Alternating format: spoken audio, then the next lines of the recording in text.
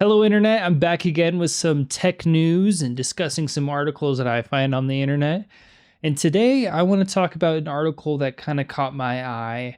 And it's a topic that I've had a few discussions with family members and coworkers and friends about the iPhone kind of Android debate. And for a long time, I was a Android guy. I had an I had an iPod back in like middle school, so I was kind of familiar with iOS and stuff early on. I had like the actual touchscreen iPod. Um, that was kind of like the phone. And I think I might have had an iPhone at one point. But anyways, I kind of gravitated towards Android because of how inexpensive a lot of the phones were. And some of the like customization things that iOS didn't have at the time that they kind of do now. That I kind of like those things like widgets and of the sort. iPhone didn't really have for a while, and I had Android phones for quite a while. But see if you can tell, I have an iPhone now, and that is really because I wanted the cheaper Android phones. And you could also do like jailbreaking and ROMs and stuff. But the price was one of the biggest parts for me, and I kept having them break after about 2 years or so. I had an LG phone at one time, a Samsung.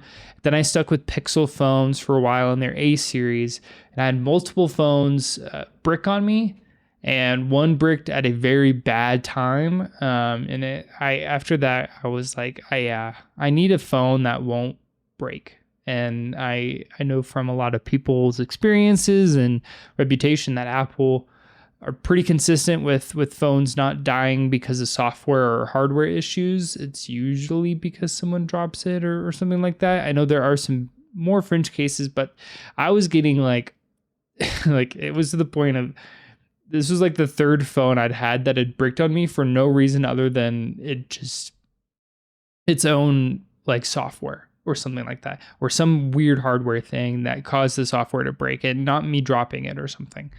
So I ended up switching to iPhone. And when I was kind of looking into iPhones a few years ago, I came across the iPhone SE, and that's what this article is about.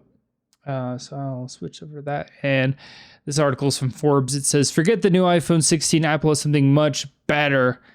And that's kind of referring to in this first sentence is, yeah, the iPhone 16, cool and great. But something that a lot of people don't even really know about, which they should. I feel like more people are kind of aware of it nowadays than they were 2 or 3 years ago, is the iPhone SE even existing? And I'm going to pull it up right now. And it is a entry level iPhone. And a lot of times Apple will so for instance, I have the entry level, I guess you could call it. This is like the $800 model, the cheapest model that you could get. And I ended up opting for this one mainly because of screen size and yeah, I guess screen size. I do use my phone quite a bit for different things and kind of the camera too. But it was really screen size and battery life for me that made me go with this phone. And there was also a promo at the time that was great, and I was able to get this phone with the promo. So that's really why I got this phone. But if those weren't a factor, or if I was really stuck on money, or if there wasn't a good promo, I would 100% get the iPhone SE. Because this thing, you get an iPhone, so you get iOS hardware and software for $429, so less than $500. Granted, this isn't cheap per se. This is still kind of pricey in for what you get even. But the fact that you can get into the Android, or not the Android, the iPhone Apple ecosystem for this price is pretty amazing, given that it is about half the price of the entry level. This is kind of a side product, or like the budget product. I don't know what to even call it.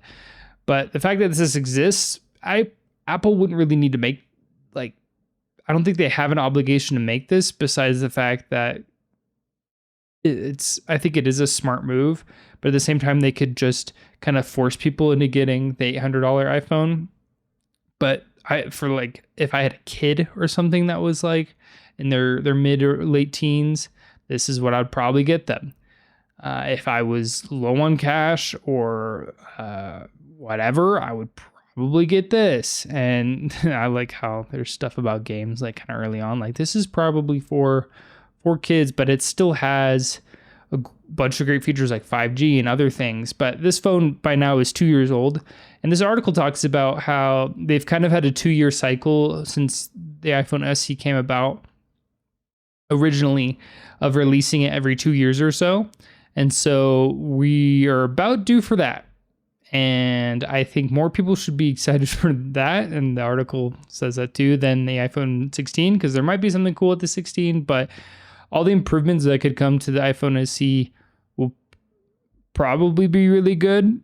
And there's talks of AI in here and Apple Intelligence and things like that. And I don't care too much about that. But I agree with the overall kind of statement of the article saying that that the iPhone SE is almost more exciting than the iPhone 16. Like getting this next generation, because we are at the time of that's when this should be releasing, is pretty cool. So I'm excited to see what comes of the SE for the next release. Hopefully they do end up releasing another model. But let me know what you guys think in the comments. Let me know, did you even know about the iPhone SE? Do you know that you can get a budget iPhone that is not the entry level $800 that they kind of push forward?